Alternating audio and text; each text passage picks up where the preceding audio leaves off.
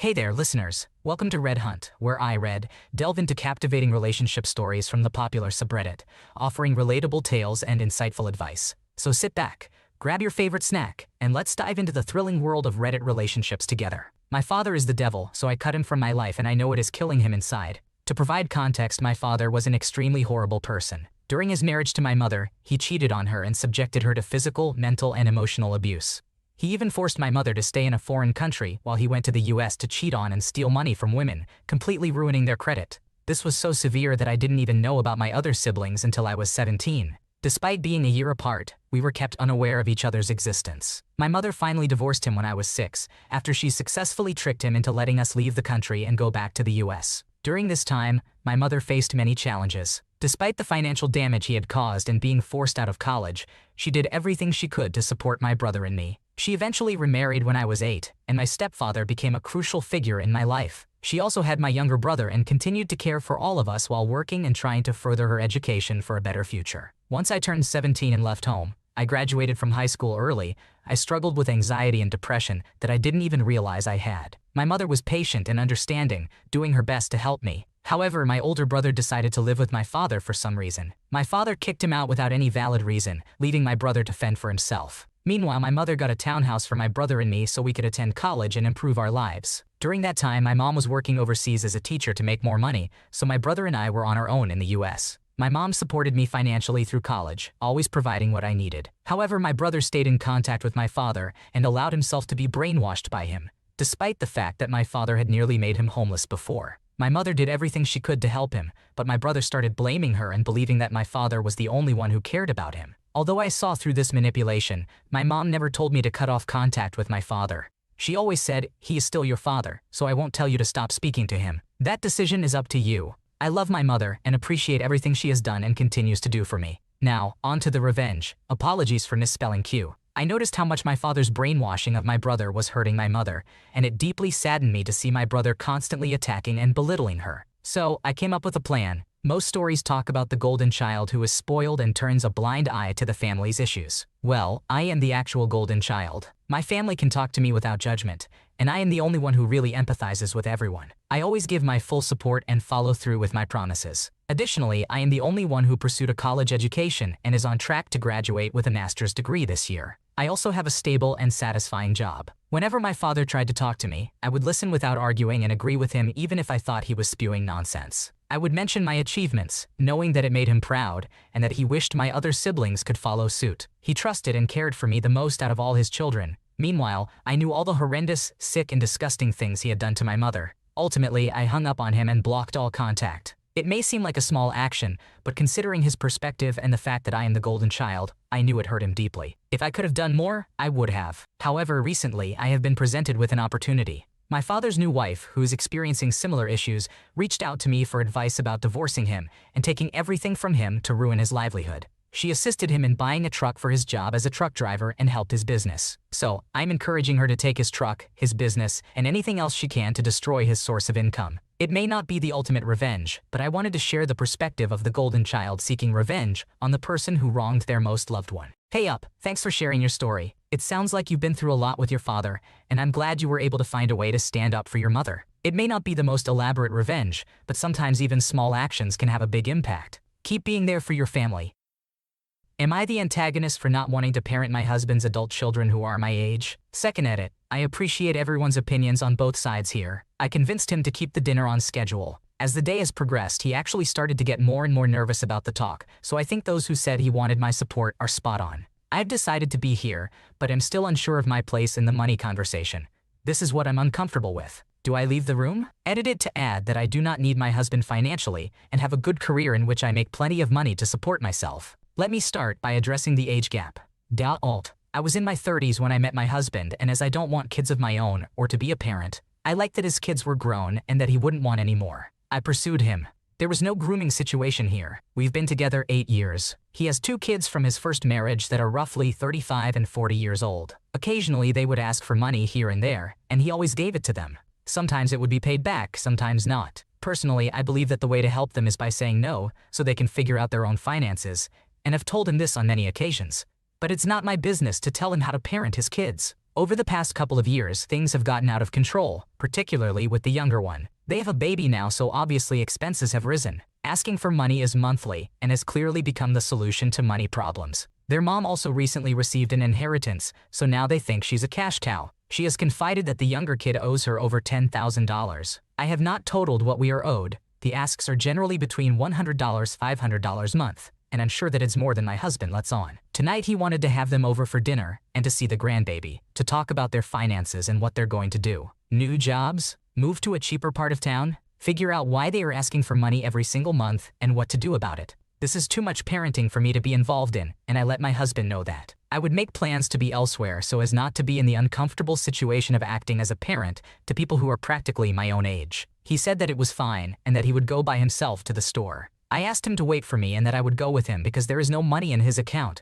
He just gave them $150 each and we could use my card. Then he got upset and said, "You're not part of this." Which, yeah, I'm not going to parent your adult children, but I can supply the food for you to make them dinner. I grabbed my coat and was ready to go, and he was still upset and no longer wanted to have them over at all, and texted them to cancel and told them he didn't have enough money to make them dinner. Now he's complaining that he thought we were a team and that I can do whatever I wanted to do tonight. I haven't made plans yet because it all happened so fast. He's acting like I ruined his plans with his kids. I love my husband and we have a great relationship. We are a team. I just don't feel like I should be involved with parenting his kids. We're so close in age, it makes me extremely uncomfortable. It's not my place. I did not raise them, so I'm not sure why I should be expected to start doing so now. Am I the asshole here? It's completely understandable that you don't feel comfortable being involved in the financial and parenting issues with your husband's adult children, especially considering the relatively small age gap between you. You were still willing to support him by offering to supply the food for the dinner, so his reaction seems a bit unreasonable. Is this grass is greener syndrome, or am I actually outgrowing my partner? My partner, age 24, and I, age 25, have been dating since our final year of university. I have been working at my preferred job since graduating, and I have found satisfaction, security, and success there. Now, I feel ready to find a job in a different city, move out of my parents' house, where I've been living since graduation, and possibly pursue graduate school in the future. On the other hand, my partner still lives with his mom and seems unsure about his future. This causes me anxiety about our relationship. He settled for a job after graduating that he ended up hating and getting fired from due to poor performance last year. I have been encouraging him to seek work, figure out his true career goals, and make an effort to network in order to achieve them. However, whenever I bring up career-related topics, he always changes the subject. I understand that he is going through a rough patch at the moment, and I do my best to provide support without being overbearing. While we initially clicked due to our shared interests in chemistry, I can't help but notice how incompatible we are becoming over time. There are moments where I even resent him for minor things.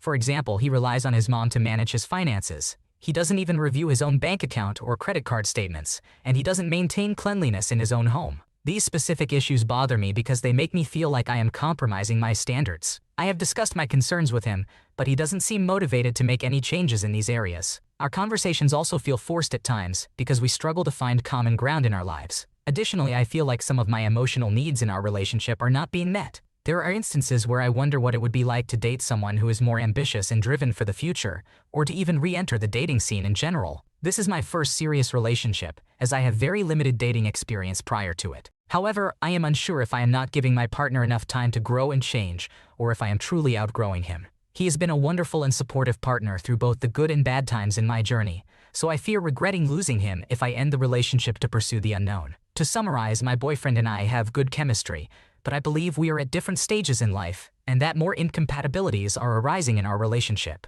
I also experience feelings of the grass is greener syndrome, but I am afraid of regretting the potential loss of my partner if I end things without giving him the opportunity to catch up and grow alongside me. It sounds like you're in a tough position. It's understandable that you feel frustrated and resentful at times due to the differences in your life stages and ambitions. It's important to communicate openly with your partner about your concerns and see if you can work through these issues together. However, if you consistently feel like your emotional needs are not being met and you're constantly questioning what it would be like to date someone else, it might be worth considering whether you're truly compatible in the long run.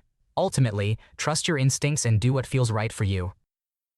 Am I the antagonist for kicking out my nephew since he thought it was only his house? Okay, so I'm a 25-year-old female and my nephew is 20. This all happened a few weeks ago, but here's some backstory. My nephew and I grew up together, and I took care of him for most of my childhood and teen years. Even though we're 5 years apart, I still had to take care of him, and I really never minded. He's family, and I care for him a lot, but growing up he would steal my stuff and not give it back, or give it back ruined or damaged. Instead of getting in trouble, it was always me getting in trouble since I was the oldest. Since he had a rough childhood, I had to let him do whatever he wanted. I honestly did not like that because I raised him the best I could being a teenager, and I didn't have a choice. I had to clean, I had to cook for him, and it made me upset, but that's in the past. Currently I have an apartment and I needed help paying rent, and my nephew offered to live with me and pay some rent. His college is a 10-minute drive away from there, and where we used to live, it's like a 40-minute drive, so he moved in with me. At first he was paying it, and then slowly he stopped paying it. Obviously, I let him know that he does have to pay rent, and that if he could pay me soon, and he never did.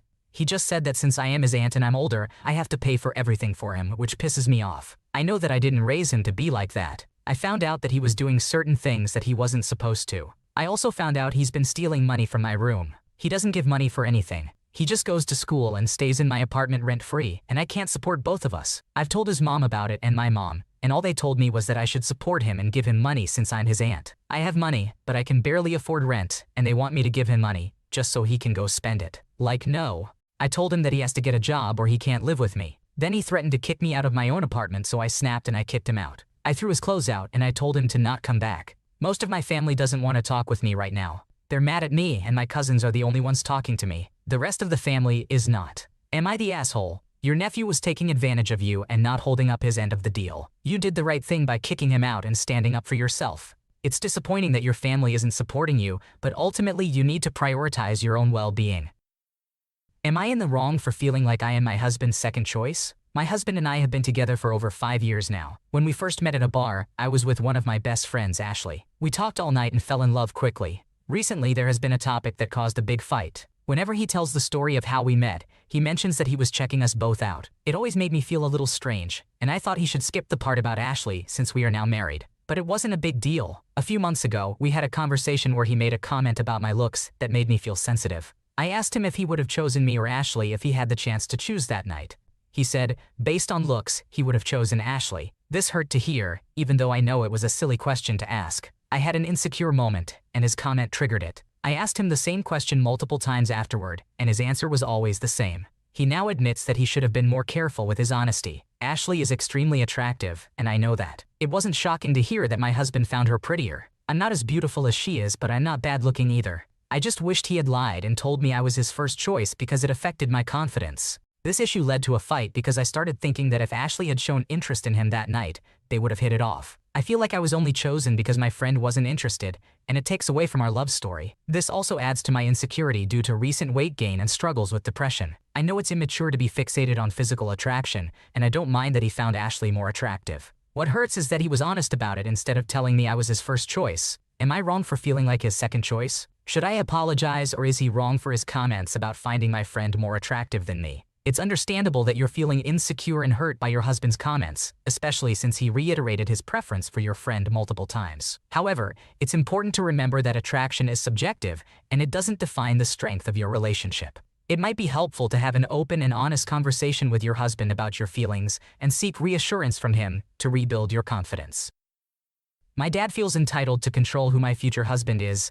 As I, a longtime lurker, am sitting here typing, I can hardly believe I find myself in this utterly absurd situation. I'm at a total loss as to what I did wrong and in urgent need of an outside perspective. Fake names for anonymity. I, female 49, met Jolene, female 59, and her then new partner Will, male 63, 10 years ago when we were both living in the same city. We have been pretty much inseparable since, despite both of us moving away, in different directions, about a year after we met. Despite being very different personalities, me very carefree and happy-go-lucky, her a warrior who experiences life only as over the top, rarely, or rock bottom most of the time, with very little in between. We have been inseparable since. Our opposite characters kind of attract and form the dynamic of our friendship.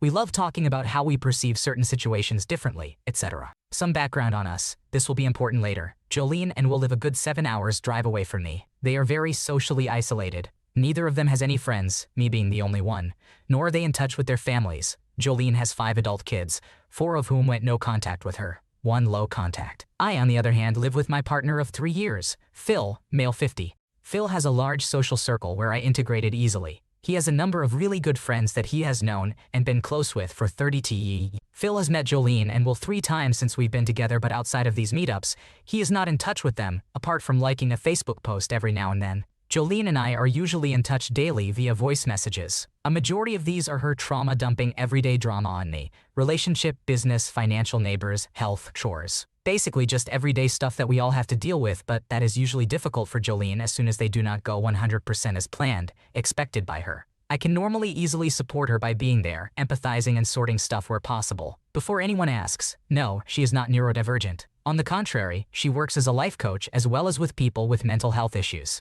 In November last year, she finally decided that she did indeed want to marry Will. He had proposed a few years ago, but they had never actually tied the knot, as this would be Jolene's 5th marriage. The wedding is to take place in June this year. I was really excited for her and helped her plan, sort out some issues, like helping her get the required documents, etc., which resulted in me being there for her pretty much all day, every day.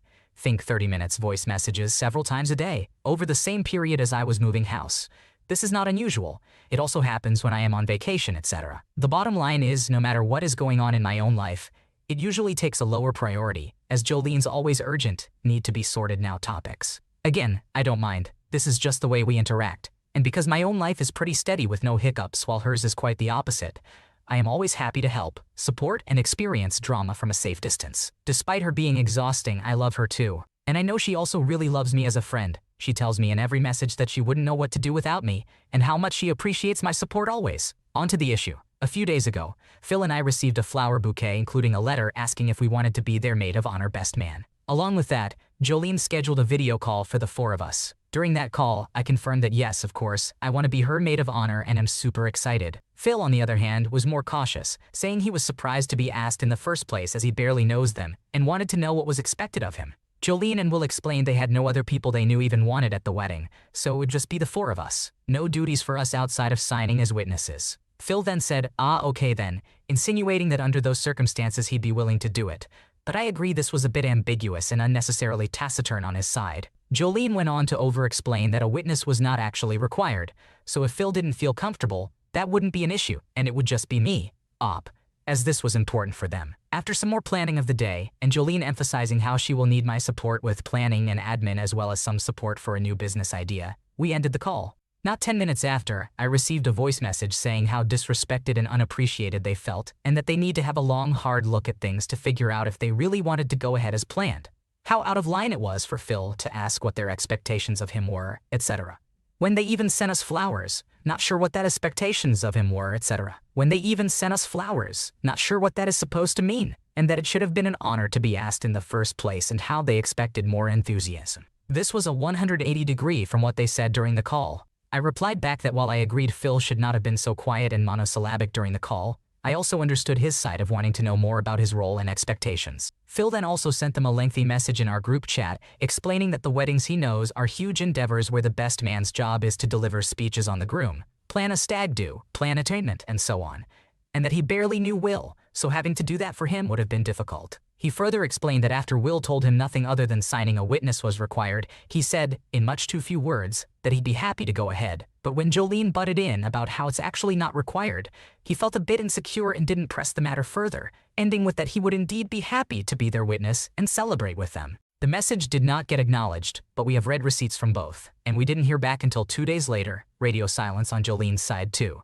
when Will reached out telling us they have decided to find another couple who are actually happy for them to share their day with them. So long story short, not only have they decided to drop Phil but also me. Again, a 180-degree from what they originally said was so important for them that I be there for both, and, quite frankly, a bit of a slap in my face. We would have understood if they had decided not to have Phil there after his initial hesitance, but why on earth are they extending this to me? What have I done wrong in this scenario? My reaction, I replied back wishing them well for their big day, waited until both had read it, then left the group chat. I am not sure there is a way back to things being what they were. I'm hurt and, to a certain extent, angry, so here I am, wondering what I have done wrong in this whole scenario. It seems like Jolene and Will's reaction was completely unwarranted and unfair. You did nothing wrong in this situation, and it's unfortunate that they decided to drop you and Phil from their wedding without any valid reason. Thanks for watching. When you subscribe, make sure to hit the bell to turn on notifications so you never miss a video. To finish listening to all the stories, check out the playlist in the description.